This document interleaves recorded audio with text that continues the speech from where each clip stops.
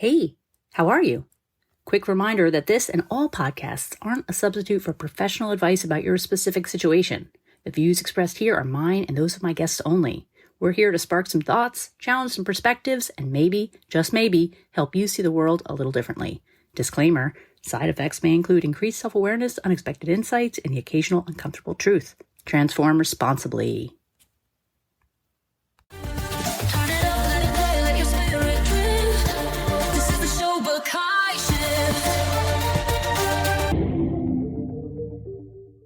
Welcome to Shobakai Shift, where we talk about transformations that matter. Today is super special because I'm sitting down to talk to writer, content creator, and internet influencer, Deborah Zelasny. She's the founder and CEO of Jersey Mama Media and is well known for her popular Beyond Jersey Mama brand. Now, she's also the author of a new young adult novel titled Key of the Dark House, available now everywhere where you buy books. But above and beyond all of this, Debbie is a friend I've known since junior high school. Welcome, Deb. And am I allowed to now call you Deb or Debbie now that you're a fancy writer? You can call me whatever you want. My name is Deborah, but you can call me Deb. You can call me Debbie. I'll answer it. I'll answer to anything at this point. Teasing you. I go by a few names myself, and some of them I can even say on the air. So I was thinking about how long we've known each other, and it's 38 years. Crazy, right? It's a road. That is a long road. It is a lot. We became friends, I think, 7th or 8th grade. Yeah. Right? It was junior high school. Yeah. And I don't remember how, because how do 13-year-olds make friends? Like, it's so awkward. And I don't remember either. Junior high is weird. So we grew up in a town called Montville in northern New Jersey. Not Montvale, but Montville, the classy one. Just kidding. I don't know anyone from Montvale. But there's like 5 elementary schools, and they all converge into one junior high school, which back then was 7th and 8th grade. Now I think it's like 6th through 8th grade. Correct. And it's so awkward meeting kids, especially when you're in your little baby school and it's like, you know, everybody. And then all of a sudden there's 4 times as many people. And I don't even remember how you would like approach someone you don't know when you're 13 years old. I don't either. I don't remember how we met. I don't remember. I don't either. Yeah, but I remember the school. I remember like us being friends. I remember that like it was yesterday, which is very odd. You know, you can't remember why you walk into a room sometimes now at this age, but I can tell you like, you know, what I was wearing sometimes in like math class or like how I did my hair. It's weird. I don't know. It's a different part of your brain, I suppose. Benetton. I'd had a lot of Benetton clothes. And then the Champion sweatshirts I had in like 5 colors. And then back then the style was you'd have those puffy socks, but sometimes you would like stack your puffy socks. So if you're wearing like a red shirt, you'd have like a red and black puffy. Anyway. Oh, yeah. Fashion of it. We can go on and on. We can go on. One thing I do remember is I was the naughty one. Even from the very beginning, things don't change. I'm pretty sure I brought vodka to an 8th grade party at one point. Sorry, Jackie Rotter. Sorry, that was your party. But I was pretty reliable in that one. You don't remember? Were you at that party? I don't think so. Yeah, I was good. I was very good. I'll put through the air quotes, but I was. Like, I didn't drink. I didn't smoke. And that was not my thing. Like, I don't know. But what's weird is that you hung out with either kind of troubled kids or like the alternative crowd. You somehow managed to be both cool and hang out with rebellious and alternative kids, but we're also the good kid. Do you remember even like how to do that? It's so weird how you figured that out. You know, it's funny. I don't, not like I'm patting myself on the back or anything, but I really felt like I always tried to be myself. And so I was just like a kind person. I felt like I could be friends with you. I could be friends with you. I could be friends with you. I didn't really like try very hard to fit in anywhere. And I feel like, I don't know, I just kind of like clicked with people. I would always kind of look at everybody as a friend. I still do that sometimes, which can be a bad thing because not everybody's your friend really. But I felt a connection with a lot of people. So I don't know how I did it really. I just was myself. Some wisdom for a 13-year-old and probably younger to have, considering many of us later in life are still figuring that out. Or, hey, you know what? You just be yourself and see what happens and filter out whoever doesn't like it. But a lot of people like making that sound so easy, but it's not. Like, not to say that I was this like perfect high school student. I had a lot of insecurities. I was very self-conscious of how I looked. I had bad skin. I had terrible cystic acne. So I was not a person who loved herself physically, how she looked. But I never really like conveyed that to other people. I think I just treated others like I would want to be treated. I was always very aware of the kid that was new or that didn't fit in or like that somebody was picking on. I was the one that would go and say, come over here or who are you? And still to this day, if I go to an event or something, I'll go for the person who's standing by themselves, say, hey, can I stay by you? Or hey, I noticed you're alone too, or still do it. Quality of character there, because I think everyone has been that person at some point. And 13 and 14, I mean, my God, could you find a harder time to be a young girl? Like when you're 13 and 14 and all that stuff happening? So hard. Teenage years, especially for girls, it's really difficult. I think our friendship, we got closer in high school. And I remember you got your driver's license a year earlier than everyone else because you had a house in Florida where you can drive at 15. Yep. Florida, where you can drive at 15 and also own tigers and alligators. I was a year behind everyone because I went into school a bit early. So that made me the last in our entire class to get their driver's license because I'm doing my old lady curmudgeonly. Back in the day, generation alert, back in the day, getting your license was a really big deal. True. And apparently kids now, Deb, they don't really care, or some don't. It's very true. I don't get it, but that is true. You guys have no idea how important it was. It's so important with a countdown to get it. And you had that cute little blue car. Yes, I had a Toyota Celica GT, 1988. It was so cute. It was a perfect teenage car. So we hung out a lot. Usually, I remember driving around aimlessly, playing Super Mario Brothers in your house, which I should restate that. It's me watching you play Super Mario Brothers because I was so bad, and I'm still bad to this day. I'm terrible. Come over and watch me play this. I would sit there. We were sat on the rug right in front of the TV. Yep. My turn was over in like 22 seconds, and I was just watching. You'd be stuck watching me for like half an hour. And I liked it. And then, as you alluded to, there were some shenanigans with some cute boys, which of course brought along some crushes and heartbreaks. Yeah. Normal teenager stuff. Back in our day, before AI bots, we would try to have relationships with other humans. Like very boy crazy, which I didn't even realize till looking back at some of my old journals, like rereading that, how boy crazy I was. Like that was like on the top of my brain all the time. Like, who's this boy? Who's that boy? Do I like him? Do I like him? That was like always something. There was always one. Yeah. There was always a contender until and there was an arc where it like either worked or it didn't. And then there was the next one. And it was like, what was going to happen with this? And I was a pursuer, always a pursuer. Like, because I didn't have like much confidence in myself, I think I just assumed that no boy would ever want to like go out with me or ask me out or anything. So I would always be like chasing down somebody. Oh, I got to go ask him first, or I got to befriend him first. So there was a lot of that. Only recognizing that in retrospect. I didn't realize that then, but looking at those journals, which was an eye-opener, it's like, wow. So if for anyone listening, if you ever kept journals, go back and read them. You and I both have kept journals since back in the day. Oh, yeah. And this is a great segue for, does this look familiar? Oh my gosh. So people can't see this because we're doing audio. At some point, this will be out in video, but Deb gave me a journal, and everyone should know that in addition to being a brilliant writer, Debbie is actually a really good artist. Really very creative. Handwriting is like calligraphy. And I'm just going to read a couple of quotes, just again, as a generation alert, just so you guys know exactly who you're talking to. Still have on the cover that it says Mary's Little Journal. It's Mary's Little Journal. Like L with a little. Kind of like the 80s hip hop, like Bronx bubble letters, graffiti letters. Just, I'm going to say a couple quotes, and you just imagine if you're going to find your teenage kid with quotes of a journal like that. There's a place somewhere. Sometimes you'll find me there. And being alone is the best way to be. And then, of course, there's no shortage of Morrissey and Smith's quotes on the back. I wear black on the outside because black is how I feel on the inside. And then this one holds up. And I may put this in the podcast as like our description. To be free, we have only to let go.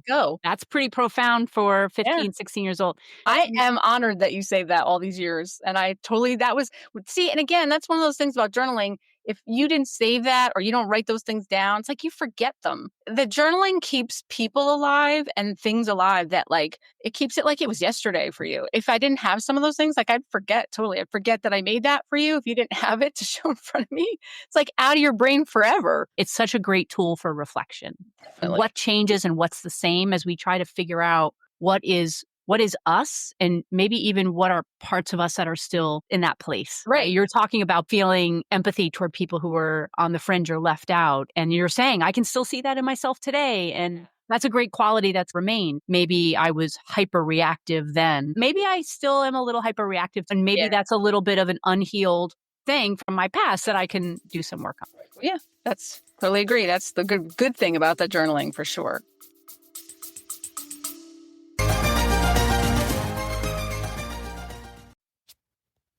Hey there, fellow navigators of chaos. If you've made it this far into Shobukai Shift, congrats. You either love transformation or you just enjoy watching things catch fire and seeing what rises from the ashes. Either way, I need a favor. Can you please hit that subscribe button for me? I know you're busy, and let's be real, you will forget, and then you'll spend 20 minutes trying to remember the name of that one podcast that explained why change feels like getting drop-kicked by the universe. Save yourself the trouble. Subscribe. And while you're at it, leave a comment.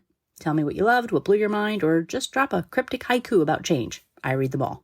Thanks for being here and being part of this crazy journey.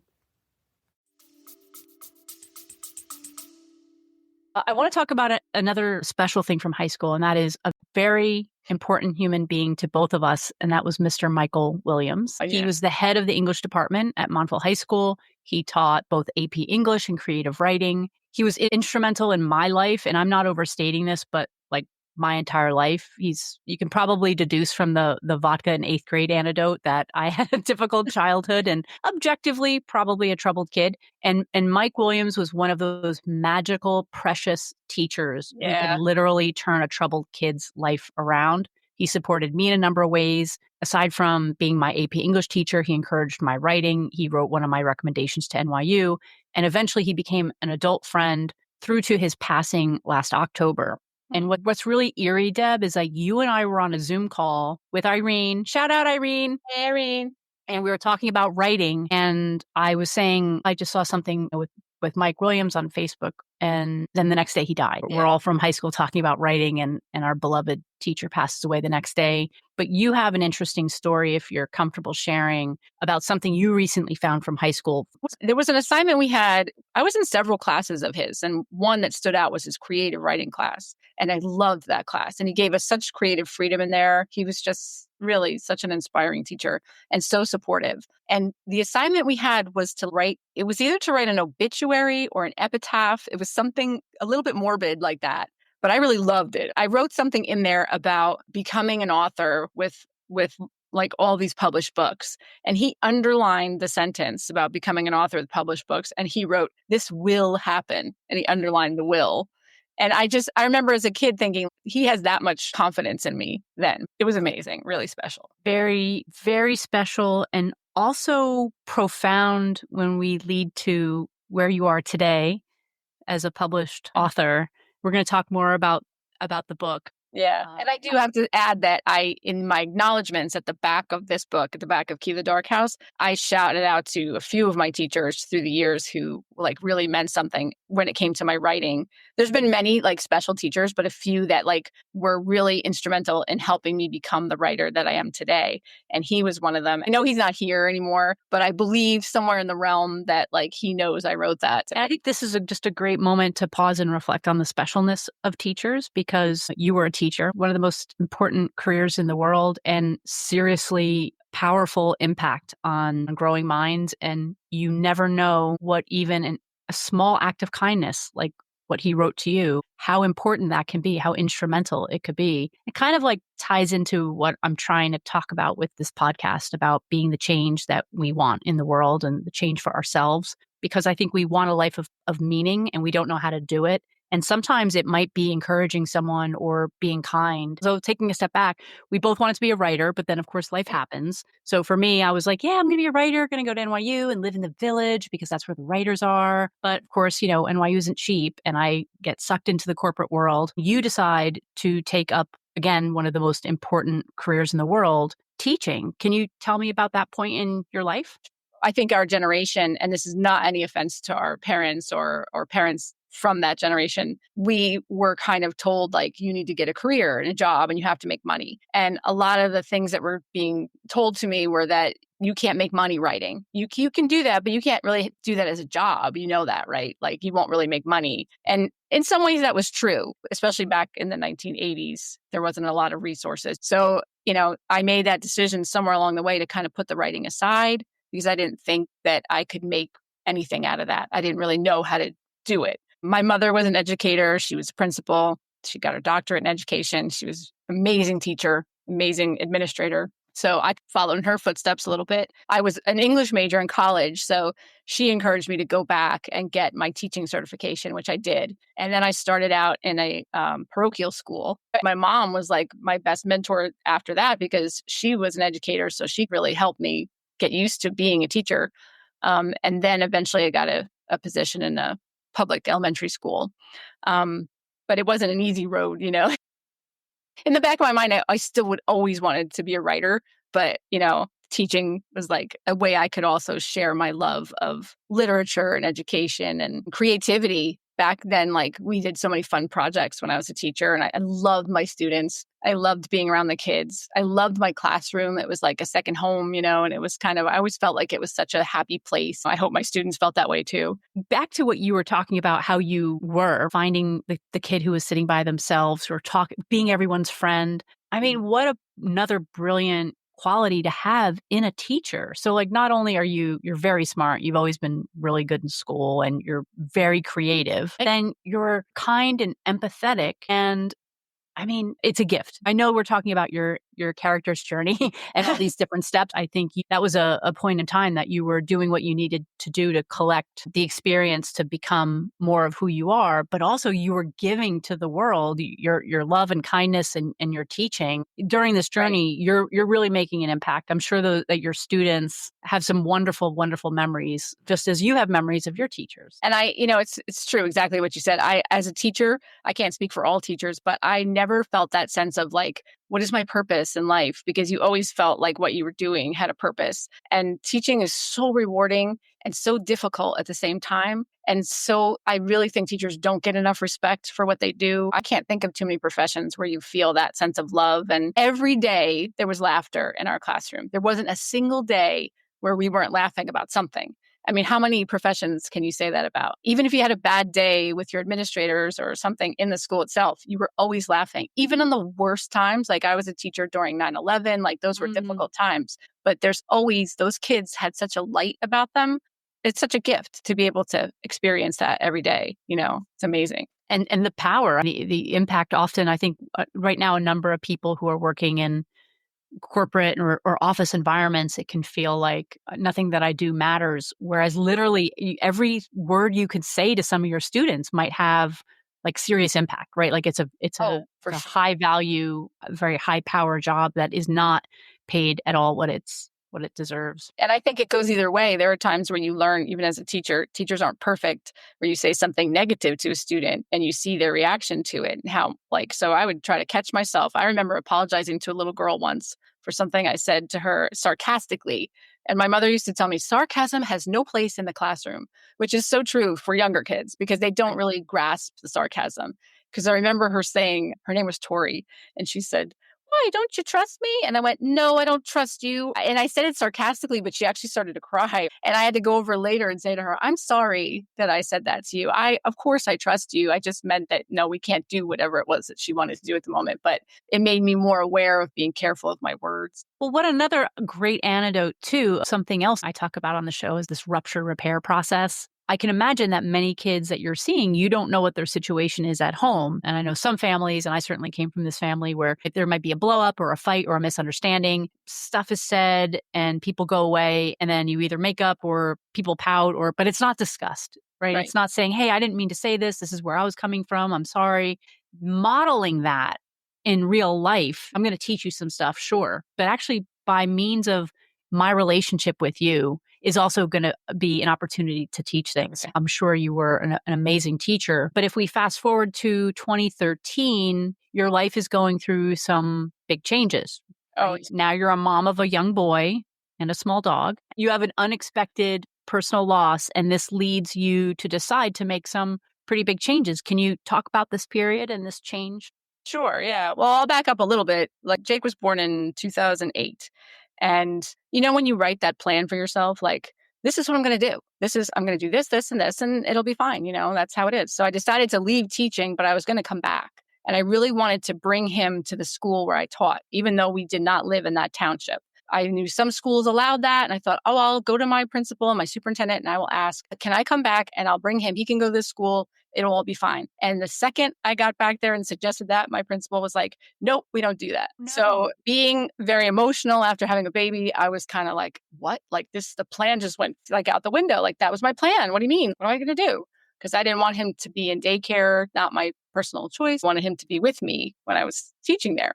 Just something I wanted. I loved the school, so I kind of had to go a different route. So I'm not going back to teaching. I'll just enjoy my time with him and we'll figure it out along the way. And along the way, I just started, going places with him and visiting places. And I thought I would love to like put this into some kind of blog or something to help other people who are visiting and traveling and going to these kids places and want to know if it's any good. So I created the Jersey Mama page. And in the beginning, it was not great. Like it needed work and I didn't really know what I was doing. I would write about the places we visited or like things we saw, but I didn't really know how to like put it all together really well and like market it.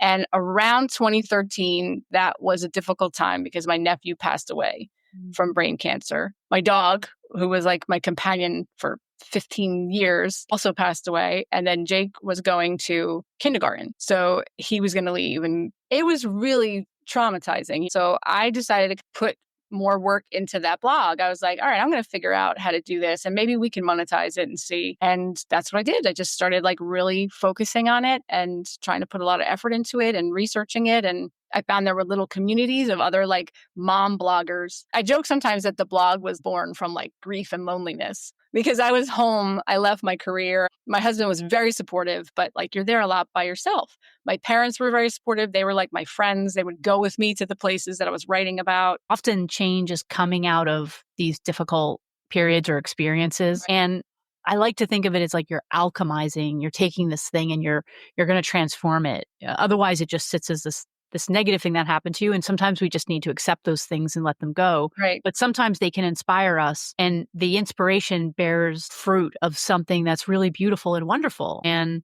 2013 was, and you keep me honest because you're the expert here, but my memory is that was very different from today. Well, that's a freaking understatement about different 23, but it's different in that I don't think we yet had terms like content creator and influencer the way we do now, right? So you were really trailblazing back then. Right. And you designed something, which I think it's kind of what I'm doing here. It's like you designed what you want. Like you would love to have this resource of activities and how to exist with your kid in a way that wasn't, like you said, it wasn't just parenting, but you found this niche of something that you really liked and was important to you. And then you created it. I just want everyone to know this. You do this very successfully for 12 years. And I'm watching you as your friend on social media. And I'm seeing you're invited to everything from toy conventions and Hershey Park and beaches, Turks and Caicos. I've seen pictures of you with celebrities on various red carpets. So legitimately a big deal. And for many people, this would be enough, right? You think, oh, I have a recognized brand. Things are running like a well-oiled machine. And I think you could have done what many people do is just kind of keep things as they are. Because I mean, in my experience, I feel like it's hard enough to keep pushing myself to grow, but it's often the hardest when things are like objectively fine. Like it's easy when you're in a really bad place, like that will like catapult you to make a change. But when things are like, yeah, they're fine, it can be even harder.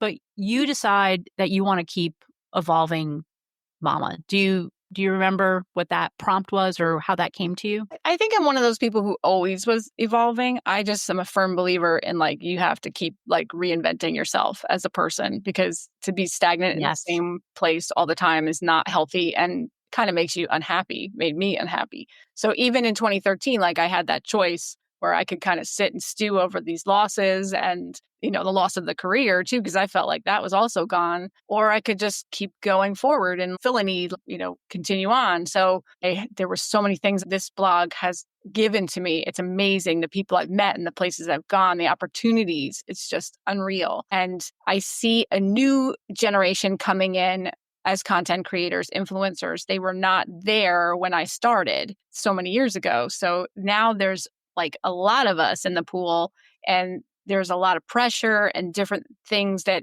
like different directions that I don't necessarily want to go. I'm not big on all the social media videos. I can do them, but I don't want to make that my life. I don't want to be like connected to my phone 24/7. It's not putting them down that No. you make money like that, like they're successful, but that's not my life now. So I'm evolving to something else. So I wanted to try to expand the Jersey Mama a little bit. I'm a mom still, but my son is a teenager. So not doing the little kid things anymore that we used to. Yeah. I try to evolve the blog a little bit that way, that I want to be more beyond mama. So I'm still the Jersey Mama, but beyond mama. I have entertainment section on my site. I have food section on my site, travel. I want to focus more on the travel. So, I think it's recognizing in yourself that you need to make that little change. And I went through that period where should I get rid of the blog altogether? There's not a lot of bloggers left out there. There's a lot of content creators and influencers, but it's special and it's something that I created and I think I'm going to hang on to it. Was the final decision I came to. I'm hanging on to it and it'll evolve with me, and there's, you and I have talked about this, that there's moms out there that are my age that have teenagers that also are evolving. So, hey, this is something, come read my blog. We all do this together.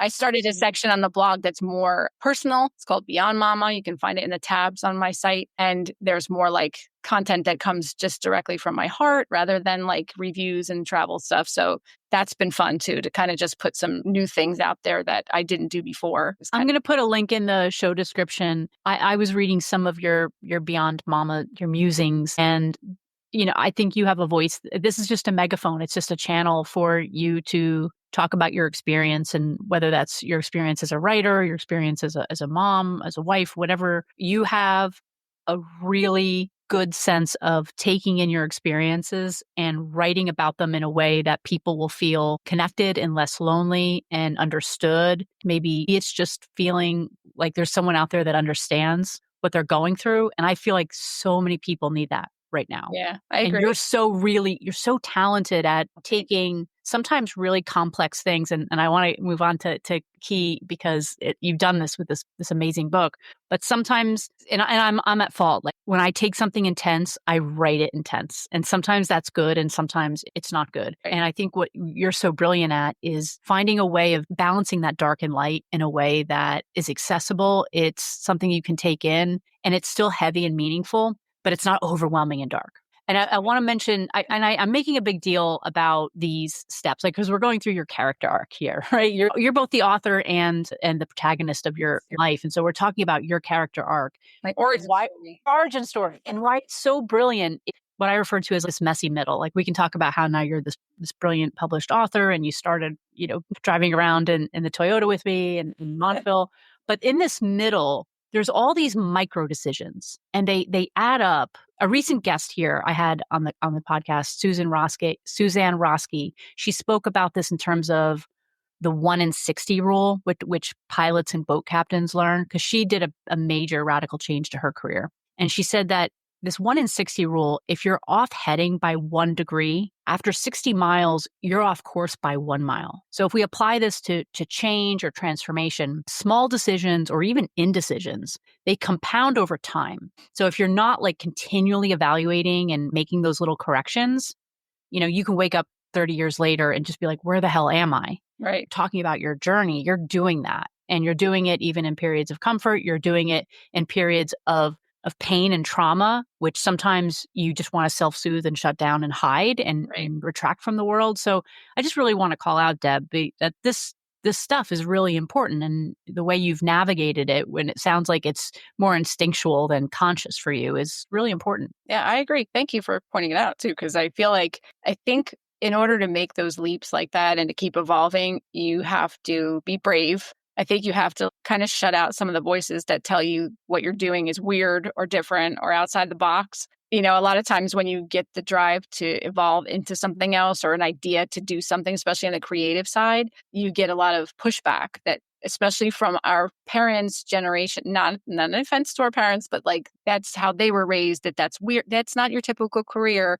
That's not what you should do. You have to kind of follow what you feel is the right thing to do, because it might be outside the box. It might be something weird, but give it a shot. And the other thing is that sometimes it's not a journey you take alone. Like usually you need support. My husband was very supportive. So I do think that you need a support system too. And even if you don't have it physically, like a family or a husband or friends, you can find and reach out to like online support with groups that help guide you through whatever it is that you're doing. It's comforting and safe to be the same all the time. So to make a leap and do something outside the box is challenging, you know? It sounds like you had purposely cultivated an environment that would support you. And sometimes people don't have that.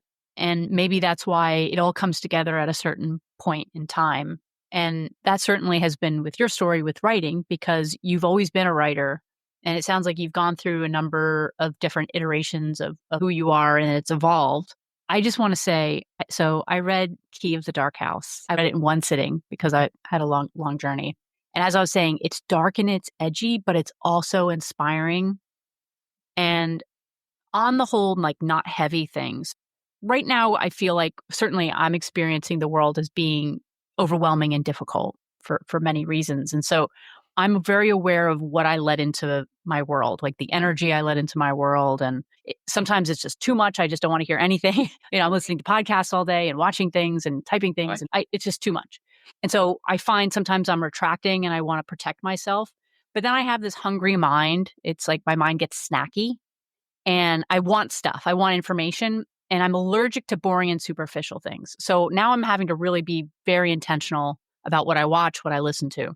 Key of the Dark House, it hit. When it was over, I felt good. I felt satisfied. And I wanted more, but not in a way like some authors or even I'll watch like a streaming show where they leave things purposely open. And then you feel like you're kind of like left dangling. It was satisfying. But then also I wanted more. And I texted you after, like, I need these characters to show up again. And I had tears in my eyes. So honestly, Debbie, it's so brilliant. But I want to talk about the process, because you actually wrote Key in your 20s and it lived under your bed until your son found it, which by the way is not only cool, but it also sounds like an idea for another story. Yeah. Tell me the genesis. Tell me the story about the story. Well, I was always a writer, like you said, and that I always thought that made me kind of weird. Like I would write these stories in my free time, even as a little kid, like elementary school age. I was always writing stories, drawing them, but I would just put them in a box or like put them aside or something. Even though I knew I wanted to be a writer, like I didn't really share them the way you'd think. Like I wasn't involved in like a lot of like writing things in school, not really. So Key of the Dark House was something I wrote probably in my college years, like really started to write it. And I was all set to like start sending it to publishers without having anybody really have read it. People were like, you need to get a job, girl. You don't need to go do this writing. This is okay. Put that aside, go get a job, do your resume, do this, whatever. So I did make a decision to put the book aside for a long time. I was like, that's going back under the bed. And that's where it stayed. And when I was teaching, I had a really amazing colleague, Glenn Coates, shout out to Glenn, who taught next door to me, taught reading recovery. And I was somehow brave enough to share it with him because he was a writer and he had published work in magazines and books and stuff.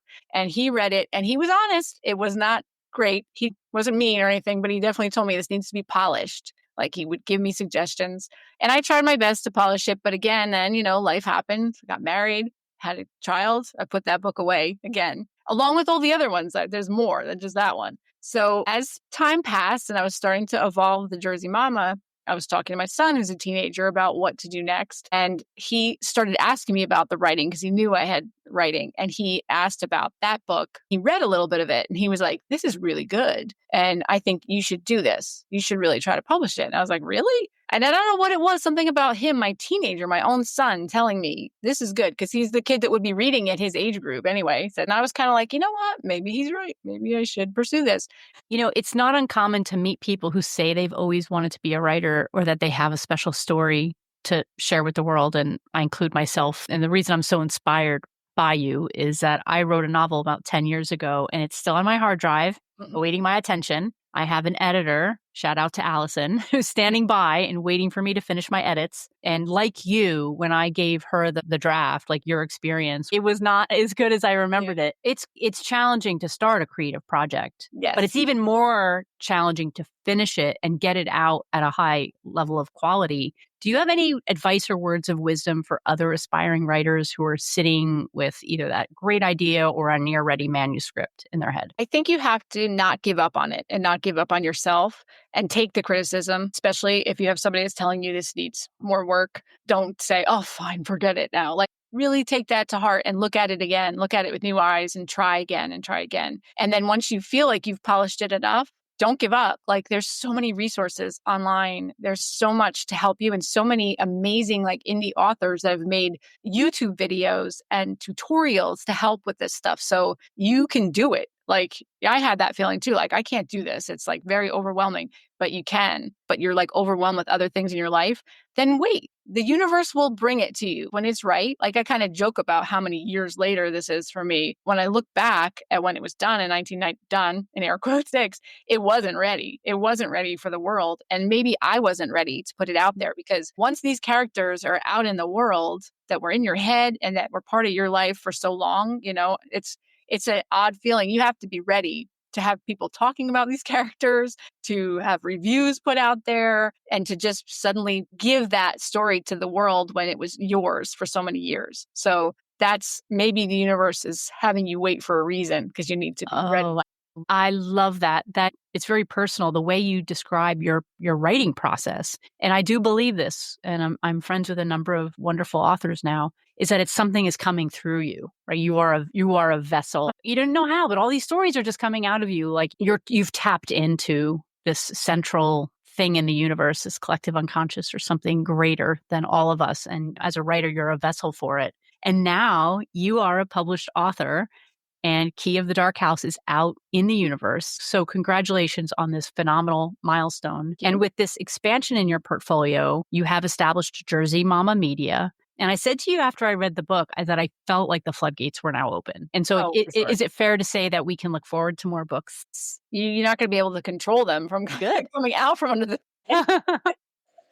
Because like my son had said, and I said it to myself too, like, what do I have them for? If you're out there and you're a writer like this and you've been writing these stories and putting them aside, you have to ask yourself, what's the point then? What's the point of that gift that was given to you? Because where does the story come from? It is some magical thing. And our old teacher, Mr. Williams, had talked about that with us ages ago, that it's some kind of like surreal thing that you don't know really where the story comes from. I took a writing class last year, had a really wonderful teacher, Susan Breen, who's also a published author. And we had to go around and introduce ourselves and why we wanted to do this class. And here I am. Okay, I had this career in corporate America, but I was a writer, but I am a writer. People used to think of me as a writer, but then 30 years, they didn't think of me that anymore. But I think I still am that. And I don't know. And it was this very self-deprecating introduction. And she said something I thought was really, really important.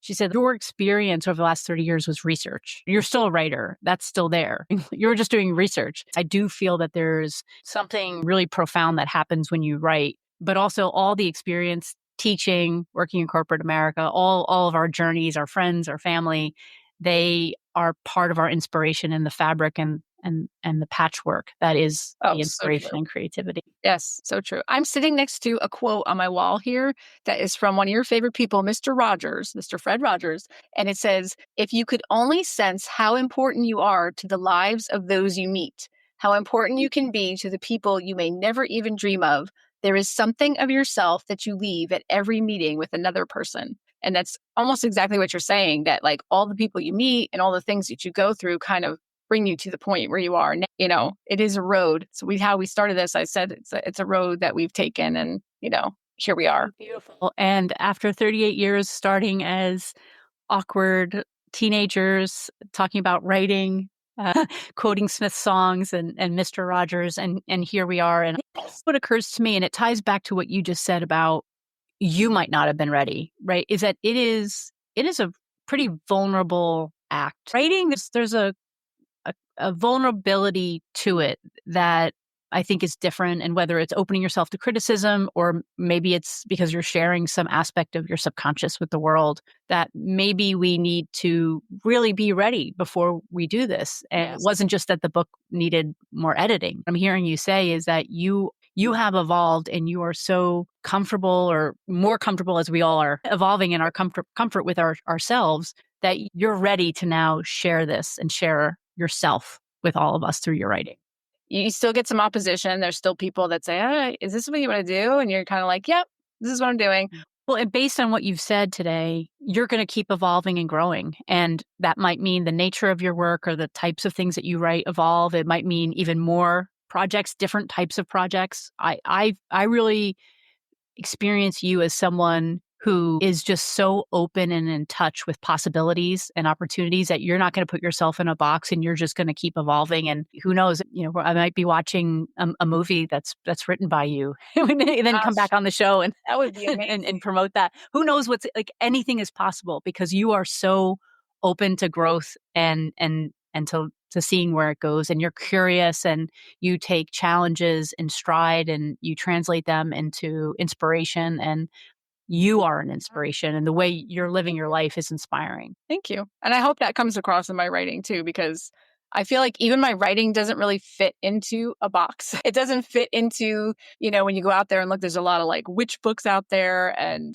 wizards and fantasy, romance. It doesn't really fit into any of those genres. It's kind of like, I feel like it's on its own. A lot of my stories are like that. They're a little outside the box. So good. To like stick to that, And I think I watch a lot of like film critics and film analysis, and I feel like there's going to be a counter correction to where we've been with really doubling down on existing IP and big franchises. What did I see yesterday? They're rebooting something else. It's just like, it's the same story, right? Like and don't get me wrong, I love superheroes. I love fantasy. I love science fiction, Star Wars, Indiana Jones, like all of these old franchises, they are just milking to the point where, timelines are done, character consistencies are done. It's like the suspension of disbelief has gotten preposterous and absurd. And it's really just sucked the creativity and the joy out of it. And it feels like there's like some aversion to just trying something really, really creative and like you say, out of the box. I would cite Baby Reindeer. I don't know if you saw that on Netflix. Yes. But not that winning awards is the milestone that everyone should strive for, but it did very well commercially. It did very well in reviews, and the audiences really responded to it. And you could never have put that story into an agent's hands and say, go sell this somewhere. I don't know how they got Netflix to pick it up, but I think that's what people really want. They want human stories. That was his story, and a difficult one, a disturbing one, something that hadn't been done before, not really commercially like appropriate in a lot of ways. Right. And so like, I feel like everyone follow what's inside you. We have enough of the rest. When it comes to expressing what's inside of you, before you compare that to some checklist, or if it's not out there already, then maybe this isn't marketable. Well, if it's not out there already, maybe someone's dying to read it. I'm so glad you brought that up, because that is something I feel like I have always lived my life that way. And I'm always the person that's like, well, do we have to do it that way? And that's where I decided to go the different route. I started Jersey Mama Media, which is my own publishing house. So, don't be discouraged. It's okay to think there's another way to do it. I feel like we're coming full circle, because I feel like this goes back to being awkward teenagers in junior high school, where you're trying to fit in and who's wearing what and everyone's trying to be the same. And here we are. Like, when does that stop? Like, when do we grow up and just follow our inner voice and become who we're supposed to be? And it's an act of self-love.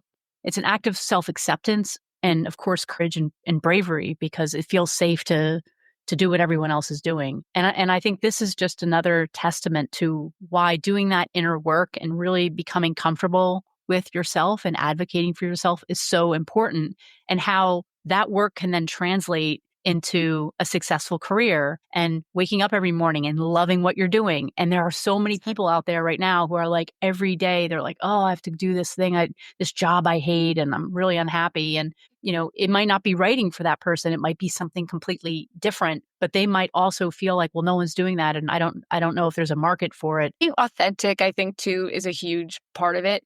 It's not like you're saying, I'm going to write a bestseller. I want to go out there, I'm going to write a book that's going to be super. You can do that, sure.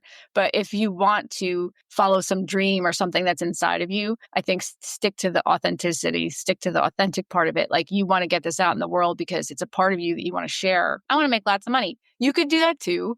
But I think you'll always feel that unhappiness otherwise. Yes. Like, I think if you're really sticking to the authentic reasons, that's going to bring you the success and the joy that you're really looking for. I want to underline that because we live in a society where we count likes, count subscribers, we count revenue, we have very specific definitions and metrics for success. And yet most people I talk to are miserable, unhappy, They want out. There's a guy who lives in the town I live in who was a doctor, and our healthcare providers are really in a tough place. They're really struggling, and he decided he just didn't want to do it anymore. And he opened up a bike shop. He loved to cycle, and he felt like it was a healthy hobby. And he thought, this is what I want to be around. And maybe I'm not making people healthy as a practitioner of medicine, but I'm going to do something that I really love that is peripherally related to that. And so he found that. Now, does that come with compensation trade-off? Sure, that's going to be different. But I think more people are recognizing that happiness and success are more important than the subscribers and likes. Right. And that we shouldn't be doing things for those reasons alone. Obviously, we have to pay the bills and take care of things, but we've been so focused on the wrong aspects of success. I recently had Rob Kenny on the show, who started a channel because for the same reason, he wanted to do something that was for him. And it blew up and it became quantifiably, quote unquote, successful. And that's great. I think that's the cherry on top, though. That don't do it for that. And life is too short and precious to be miserable. So I want to close today with a segment I call the Protagonist Questionnaire. As I said, each of us is both the writer and protagonist of our own lives. True. This is inspired by French journalist Bernard Pivot and the late, great James Lipton of the Actors Studio. So here we go. Deb, what person or people first showed you your own power? It's going to sound corny, but it's my parents, like my mom and dad. I think they showed that I could be creative. My mom and dad both are creative people. So I think they really brought that out of me. And my sister too. She was also very creative, and she was like the mastermind behind a lot of ideas and things that we had growing up. What film do you find most inspiring? I have so many inspiring films. Like, I love all the Star Wars saga, the whole thing. I'm into all that and all the Jim Henson stuff. But there are like two movies that I really love, and they're not even the best movies in the world, but like Vanilla Sky, Meet Joe Black. Very inspiring. So this is like a sidebar. What is your favorite Star Wars? Hard to say. I have to say Empire Strikes Back. Whenever I ask this question, everyone says Empire Strikes Back. I love them. I really like all of them, but especially the older ones, like, the beginning ones that were the end. I like New Hope, which is 1 or 4, depending on how you're counting. But I also like Revenge of the Sith. And I know a lot of people really hate that because of the actor. And then just last thing on that, because you've opened up this box. Well, I'm going to have you back to talk about Star Wars. Yeah. So I am really very frustrated with the last 10 years in the franchise. Really? Even the very last one, I really loved how they... All right, we're going to have you back and have a Star Wars. I could talk for hours about... Okay, let's do that. Let's do a Star Wars thing because and maybe I need to rewatch them in order. I just talk about TV and movies all the time. So somehow it comes up in all of my conversations. And somehow recently I have come across 4 separate adults who have never seen Harry Potter. And when I tell you I lost my shit, I said, you just have to come over. We have to make this happen this weekend. Yeah. And because how many people can you watch Harry Potter with for the first time? Like, I want to see it through these Harry Potter virgins' eyes. Yeah, I know. You want to sit there and go, do you like this part? Yeah, I want to pause it and be like, do you get what's going on with Snape right now? Like, come on. Or remember this because this is going to be important for... Yeah. Oh, yeah. No, I have to. There's no spoilers. I have no leading the witness. I have to. It's going to be everything. You can do a whole nother movie podcast. Oh, I'm going to book that. We're going to put that on the table. I would be in on that. We have some action items after we record this. Yeah. All right. What song do you play to psych yourself up? And please tell me it's not Marcy and Smith. Oh, no. That would be like when you're sad, depressed. No. I think it depends on what I'm doing. There's a song by the B-52s called Oh, Debbie that is like, who else has a song called Debbie? Not many people. So that is one that like I would actually play to like psych myself up. Okay. What is your favorite character from literature or film? I have like 2. I have a lot, of course. I never pick one favorite, but Daenerys Targaryen, Mother of Dragon. She was such an amazing character, and to watch her character arc, oh my gosh, she's amazing. And then on the opposite end, I love Star-Lord from Guardians of the Galaxy. Okay. Something about the character. I love a flawed character, and even Daenerys Targaryen was flawed in some ways. They're trying so hard to do all the right things and they do it wrong, or they do something wrong. And Star-Lord, I think, was really responsible for whole Thanos thing. Okay. What is your favorite comfort food? I go sweet, actually. Donuts, sweet things like brownies, cupcakes, that kind of thing. What do you do to unwind, self-soothe, or remind yourself not to take life too seriously? Well, I truly believe there's nothing a good walk can't fix. So purposeless walking, because of my dogs, through the years, my first dog and my dog Spot now, I walk 2 miles a day, every day of my life. My biggest comfort thing is I love watching the Barker era Price is Right on Amazon Prime. And Wow. I put it on every night and I play my Nintendo Switch. And I feel like I'm back in the 80s. And it's there's no news that's going to make you feel bad. There's nothing to see Bob Barker in his youth, to see all the people dressed from the 80s.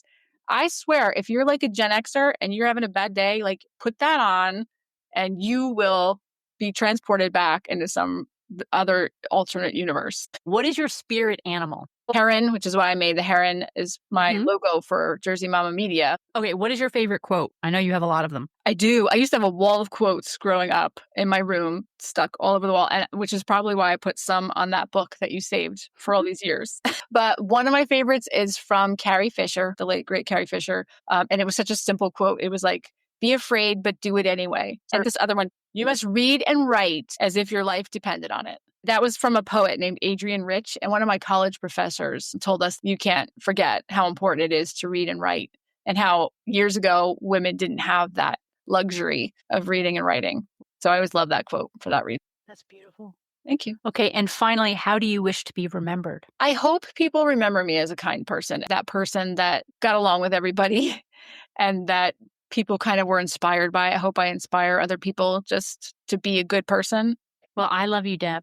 I love you too, Mary. And thank you so much for living with courage and following your dreams, and for being a human who doesn't ignore your inner calling and who continues to explore new ways of expressing your gifts with the world. You are living with integrity, and I respect, admire, and love you, and I am inspired by you. Thank you for talking with me today. And can I say thank you to you as well? And thank you for bringing light to this and giving people the chance to hear other people's stories about how to live outside the box and to chase your dreams when it doesn't always seem like the most natural thing to do it. So it's very bold of you to put this out there.